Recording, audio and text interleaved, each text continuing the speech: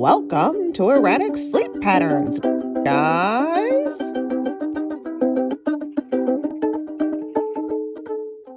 What is up, party people? It's Amy, and it's 2 in the morning, so I'm going to probably try to speak quietly. I've already been dropping enough stuff that I'm sure the downstairs neighbors are not thrilled. I'm not thrilled about it either. I'm not doing it on purpose.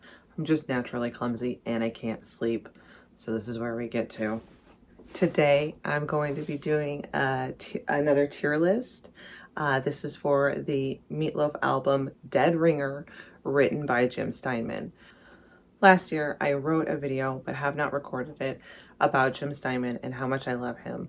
And it's very difficult because I don't know how to convey how great what he does is without showing it, but because of copyright and the fact that there's no fair use on YouTube whatsoever, it would be impossible for me to do it the way I want to do it. And then while I was trying to figure it out, he passed, and I am weird about knowing how to express death, and also very concerned that it looks like I'm trying to gain attention from someone's death.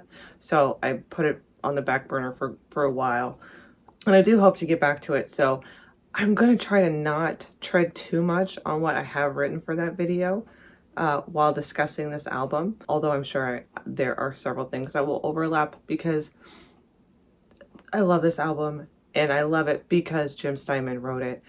It's fantastic. The stuff that he does is incredible, amazing talent. It's been a rough week. I want to talk about something good and fun. So we're going to talk about Dead Ringer. So the album was released in 1981. There are only 8 tracks on it. So this should be pretty quick for you to watch. It's going to be longer for me because I'm going to, even though I've already listened to this album several times today, I'm going to be listening to it again just to make sure that I'm not forgetting anything that I want to mention. I'll also be having lyrics up on the screen to make sure that I'm reciting them accurately because there are some that are so fantastic that I don't want to screw it up. So the first track on the album is Peel Out. It's a good song. The whole album is so good that it might be why this song isn't as strong for me, because we'll get into some of the better songs, the ones that I really, really like. But Peel Out's good. It's fun. It's dramatic. Peel Out! I like that. And it's fun. It's nice. It's not one of the ones that really strike me. Let's see. Best lyric on the song. Honestly, the best part of the song for me is the peel out, peel out. So we're gonna put it in C. Next song on the album is I'm Gonna Love Her for Both of Us. This is one of my favorite songs, probably ever. It's not I don't just mean Jim Steinman. I don't just mean Meatloaf. I just mean, it's not my favorite song. It's just up with my favorite songs. The lyrics are fantastic. So it starts off, I can't stand to see it no more, the way you're living with a goddess, but you treat her like a slave, and you can't hold her back anymore. She's like a dreamer in a dungeon or an angel in a cave. I'm skipping down a little bit. It says, but if you give me your girl, and then you give me your trust, and then give me till the end of the night, I'm gonna love her for both of us. I'm gonna give her everything you always wanted to give. It's a great song. It's sung so well. It's fun and it's funny. It's very straightforward. And that's what I like in a song about, I'm gonna sleep with your girl, dude. You're not treating her right. I'm just gonna do it. And I'll tell you, it's great. And that's the problem with this kind of, is that like I can't convey how great it is. You have to hear it. When the screws are tightening and the tears are falling, I can hear her crying out to be saved. And like a bolt of lightning, I go answer the call, but she's singing like a siren to me over the waves. I never wanted to take away your lover until I heard her crying out to be saved. I always thought of you as one of my brothers, but she's singing like a siren to me over the waves. You think about Jesse's Girl, right? It's very passive, a little creepy, right? Like, he wishes that he had Jesse's girl. He's not being direct with Jesse. He's just telling everyone else that he's like hyper focused, and we don't even know the relationship status that Jesse and his girl have, right? So when you listen to the song, good song, I love Jesse's Girl, but when you listen to the song, you're like, whoa, buddy, this is getting a little weird. In this song, we know relationship's not going great. You got a great girl. You're not treating her right. I'm going to step in and take care of it. So, I mean, it's got everything, right? There's drama, there's poetry, there's straightforward communication, which is good in any relationship. I mean, musically, it's really good. I mean, Meatloaf has an amazing voice, or Meatloaf had an amazing voice. I know that as he's gotten older, it's not as strong as it used to be. Honestly, he's been a perfect match for a lot of Jim Steinman songs because he can sell it so well, right? Like if I were to go on stage and sing this song, I would look like a fucking idiot. People feel like, that's the weirdest song I've ever heard. But Milo has the ability to sell these songs, right? Like you feel it because he feels it, and it's great. And these songs can be kind of silly and a little bit, different, but if you look at it the way I look at it, as it's musical theater, right? These are very good story songs in a lot of cases because like you would imagine them on a stage in a play. And I think that is how some people don't necessarily get some of the Jim Steinman songs because they are a little wacky and a little silly in some cases. Again, we'll get more into that if I ever make that video. But some of them aren't just rock songs. They're like rock opera songs, So you don't like violins, right? Well, how about guitars, huh? I mean, there's a clear picture in this. I have no questions in this story. So I really like it. This is an S tier for me. On the love for both of us. The next song. I almost made a video on just this one song because it is fantastic. It's called More Than You Deserve, and it is the ultimate cuck song. Like, genuinely. And I don't mean that as an insult. I have known and loved many a cuck. There's nothing wrong with it. But this song is amazing. So the lyrics start, from the very first moment I saw you, I knew our love would be so strong. From the very first moment I kissed you, I knew our joy would last so long. And then I saw you. This is the first part of the song. Keep this in mind, right? The very first part of the song. So saw you, I knew our love would be strong. I know our joy would last so long. And then I saw you making love to my best friend. I didn't know what to say. So I looked him right in the eye and I said, listen, boy, won't you take some more? It's what you came for. And don't mind me, I won't throw you no curve. Have yourself a ball with my good woman. Won't you take some more? It's more than you deserve. Fantastic. Walk into the house, love of your life, it's being your best friend. You look him in the eye and you say, why don't you take some more? It's more than you deserve. And then, I don't know, go into the kitchen or something, or watch. If that's your thing, that's fine too. Now, that's that in itself, right? That part right there. Perfect. Perfect. You got a story, you got emotion. I love it, but it gets better. So I'm going to spoil the song for you, and I'm so sorry. Actually, if you can, stop watching this for a second. Watch the video. It's on YouTube. You can listen to it, watch the video. It's all great. Trust me. And then come back so we can talk about it. But those of you who aren't going to do that, or maybe you already know the song, you know what comes next. I mean, like next, it's basically, signing a truck stop and you're my wife and having sex with my best friend. But you move down a little bit lower into the song. And so she's making love to his best friend.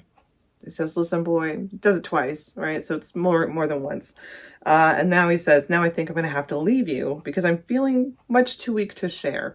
And the pie, it's cut in too many pieces. The flavor that I crave is no longer there. And that's sad. She's been so unfaithful that it's just not the relationship he wanted.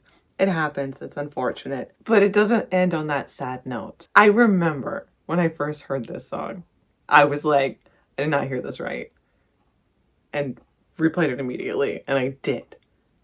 Now keep in mind, I've been listening to Jim Steinman songs since I was a teenager, at the very least, probably younger, but I definitely remember it as a teenager. 20 some years later, still love it, still feel the same. So, spoiler, here it comes. Then I saw you making love to two of my best friends. I didn't know what to say. I saw you making love to a group of my best friends. So I looked at them right in their eyes and I said, listen here, group.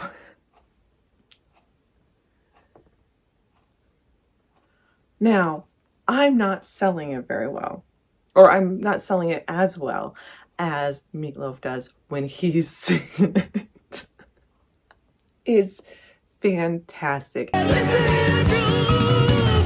Like I said, I've listened to it multiple times today. Originally I was actually, like I said, I was originally going to make a video just about this one song. This song is amazing. And it's almost, it's almost kind of the other side of the previous song, right? First you say, I'm gonna love her for both of us, right? And then you've got this guy being like, come on guys, stop banging my wife. It's fantastic. Is there anybody else in here tonight? No. This one stinks. Sorry to hear about that.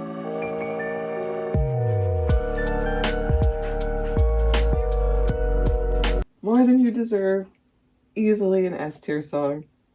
It's fantastic. I'm serious. If you still haven't listened to it, please listen to it. Like, even if you don't listen to it, I'm gonna love her for both of us. That's completely fine. Please listen to More Than You Deserve. I can't do it justice. I'll put a link in the description too. Oh, I would also like to point out, he's not even being like mean to her or aggressive. He's not calling her a whore or anything like that. He's just like, look, man, it's not working. You're banging all these dudes. It's actually pretty respectful. I appreciate that in a lot of the songs, even with the heartbreak kind of thing, and this woman's unfaithful, and there are several Jim Diamond songs about unfaithful women. They're not really like super judgy. I mean, like, it's like ladies bang too, and it's even in the context of them doing something that could be conceived as wrong, it's still respectful. I don't know. You don't hear it a lot. You hear a lot about untrue women, but you don't hear a dude being like, that sucks. Like, okay, camera freaked out. Thought I had to re-record everything, but I don't. So I'm going to pick up where I left off. Okay. Next song is I'll Kill You If You Don't Come Back. I like this song. This is an unhealthy relationship for sure. And in the pit of the night, I hear you laughing so loud. I know you're laughing at me. Oh, ain't it funny and sad the way I fell for your lies, the way I fell into love and then begged to be free. You gave me nothing at all. Now let me give it to you. You taught me how to be cruel. Now let me try it on you. How do you abuse me? Let me count the ways. How many hours and how many days? In every way, I want you out of my life, but I'll kill you if you don't come back. Again, it's like kind of funny, like, get the hell out of here, but you better get back here. I am not a fan of super unhealthy relationships, that back and forth and stuff like that. What was it before? The Alice Cooper one, I was like, I can't rank it too high because I'm not supporting that action. The other thing about this song is that it dips into another part. So this is almost two separate songs. I mean, the theme is together. It's bad relationship and I'll kill you if you don't come back. And then it goes into bless all the girls in the sand on the beach. They're dreaming of boys and staying out of reach. Bless all the cheerleaders down on the track. They're glistening like diamonds with sweat on their backs. Bless all the homecoming queens of the night. They're looking for magic in gymnasium light. And bless all the girls who know what love is about. They try not to cry and then they try to put out. It says, somebody bless all these girls that I never have met. But damn you and curse you after all that you've done. You're the one girl I'll never forget. So like I said, it's all together, but it's almost two different songs. This is one that I feel is very much, this seems like it would work better in a play. It's a good song. I sing it, I listen to it, but the way that it flows, it's not my favorite. And again, the unhealthy relationship, don't support it. So because of that, it's gonna go into the B territory. It wasn't Peel Out and See. Apparently, Peel Out tried to trick me when I had to restart the video. It's a good song, but it's just, again, comparing to these songs, right? I mean, if we were going on a longer, against all songs in the world, maybe it would go higher. I don't know. But for these 8 songs, or these 8 tracks, It's C. And stop trying to trick me. Okay, next is Read 'em and Weep.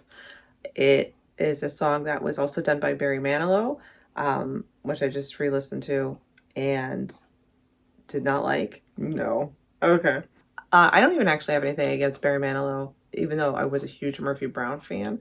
And so for a while there, I didn't like him based on that. But I don't like the way that that song is mixed. It's not as clean and as emotional as the Meatloaf version. Maybe had I heard it first, I would like it and like the Meatloaf version better. I don't know. But for certain, not a fan of that. But the song itself is actually a fantastic song. So it says, I've been trying for hours just to think of what exactly to say. I thought I'd leave you with a letter or a fiery speech like when an actor makes an exit at the end of the play. And I've been dying for hours to fill up all the holes with some sense. I'd like to know how you faded and you threw it away. I'd like to give you all the reasons and what everything meant. So the emotional like chorus part. If I could only find the words, then I would write it all down. If I could only find a voice, I would speak. Oh, it's there in my eyes. Can't you see me tonight? Come on and look at me and read them and weep. It's so emotional and it's so powerful. Sometimes you just can't say it and you want them to like look at you and see it in your eyes and just know like what you want to say and just know that it's over. Like I can't break your heart. So just, see it and go. Not necessarily the best communication, but he's trying, right? He wants to be able to write it down, wants to be able to say it. It's hard. So he's trying, he's doing that like screaming in his eyes sort of thing. I think if your partner is just constantly like screaming from their eyes, leave. Or get them some help. Maybe they need help. I don't know. Oh, it's there in my eyes coming straight from my heart. It's running silent and angry and deep. Oh, it's there in my eyes and it's all I can say. Come on and look at me and read them and weep. Read them and weep. I love it. It's very well sung. It's well written. It's not funny. There's not a humorous part in there. It's just, it's so good. So that's another S tier. It genuinely, these are S tiers for different reasons. This one is like, this is a song that I like for traditional reasons. It's beautiful. It's emotional. I love heartbreak songs for some reason. This song, Read 'em and Weep, it is one of the best expressions lyrically of not being able to express yourself. It's fantastic, it's such a difficult thing to do. And then these two are S tiers because they're just amazing in their own way. Oh my God. So the next track is Nocturnal Pleasure. And that's why I kept correcting myself when I would say songs. There are 8 tracks, but 7 songs. And this is one of those Jim Steinman spoken interlude things. So like same Bat Out of Hell, it's on a hot summer night would you offer your throat to the wolf with the red roses, right? That's Jim Steinman. And on Back into Hell, it's the so I smashed it against the 1981 Harley Davidson. The Harley howled in pain, the guitar howled in heat, and I went up the stairs to my parents' bedroom. So that's another Jim Steinman spoken word interlude. Nocturnal Pleasures is one of those, so it doesn't count as a song. It's fine. Of the Jim Steinman spoken parts, it's my least favorite. I like Jim Steinman's voice. His speaking voice is I really like it. He's got an okay singing voice, I think, but compared to Meatloaf, he doesn't have. I mean, it's not as strong. So I like the parts where he's speaking, and this one specifically, the line "motorcycles reproduce in nocturnal alleys, groaning with greasy pleasure." It's probably overall, it's not. I mean, it's setting a picture, it's setting a scene, right? But so that gets a C. I like it because it's kind of creative and it sets the scene. I don't know. I feel like I don't feel bad putting Peel out here, and I don't think that this should go lower because I mean I don't know, it's part of what makes it a Jim Steinman album to me. So without this, it's not the same. So these are, in the way that these are very different S's, these are very different C's. And now we have the title song of the album, Dead Ringer. It's a great song. Meatloaf, Cher. I genuinely love Cher. I think she's fantastic. Sing over dramatically with Cher as well. But I do think it would have been better if it had been Ellen Foley again. Ellen Foley, who played Billie on Night Court, was actually the vocals for the female part of Paradise and the Dashboard Lights.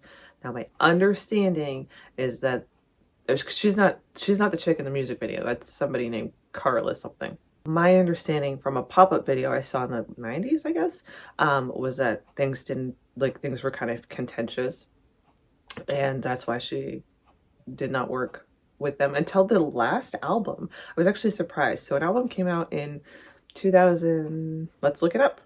Okay, so in 2016, they did Braver Than We Are. It's a Meatloaf album. It's got Jim Steinman songs on it. Some of them are songs that were done by other artists in the past.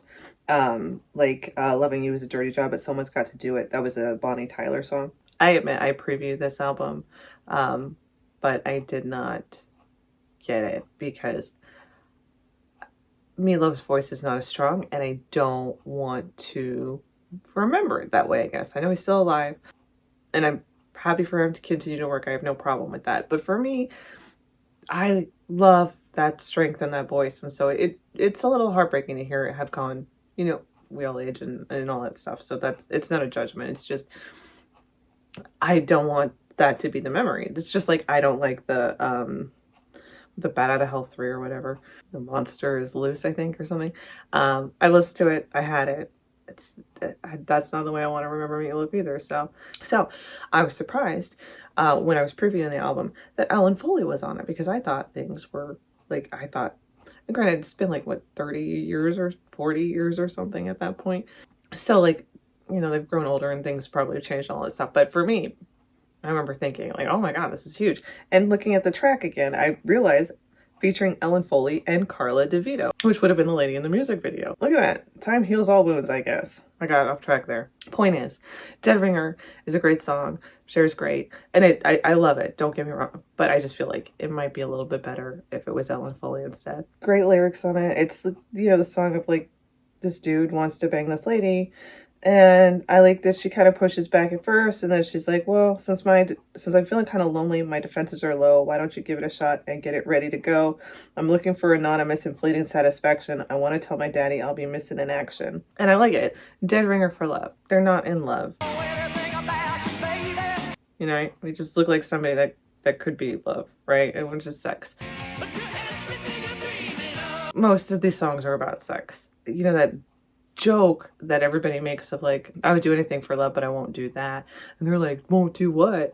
Well, it says it in the song, but the point of that song is actually sex, not love. I would do anything for love, physical love, but I won't do that, which is just banger and leave. Dead Ringer for Love, fun song. I always shimmy when I listen to that song. Can't help it. It's a fun song. It's an exciting song, but not S tier. It's A tier for sure, but it's not S tier. Dead Ringer for Love. Dead Ringer. I'm also not sure if when she's talking about daddy, she means her father, or perhaps the gentleman from More Than You Deserve, that she's trying to prove a point to. The important thing about this song for sure is the realization that, you can't live on only rock and roll and brew. Last song, Everything Is Permitted, it feels very much like this one has to be a song that's meant for a play or a show. It does not feel like a rock song at all. Whereas, I'm Gonna Love Her for Both of Us feels like a rock song, with its own story that might have some other stuff going on. This just feels like a song meant for a show, maybe the end of the play, which is why it works for the end of the album. It's a very good end of a show song. The problem is, I feel like I missed the show that this song goes to, right? So if we look at this one, this top 5 here, these could all be part of a show. Peel Out could be, it's a good opener for sure. And I probably should have said that at the beginning, but I wasn't thinking about it like this.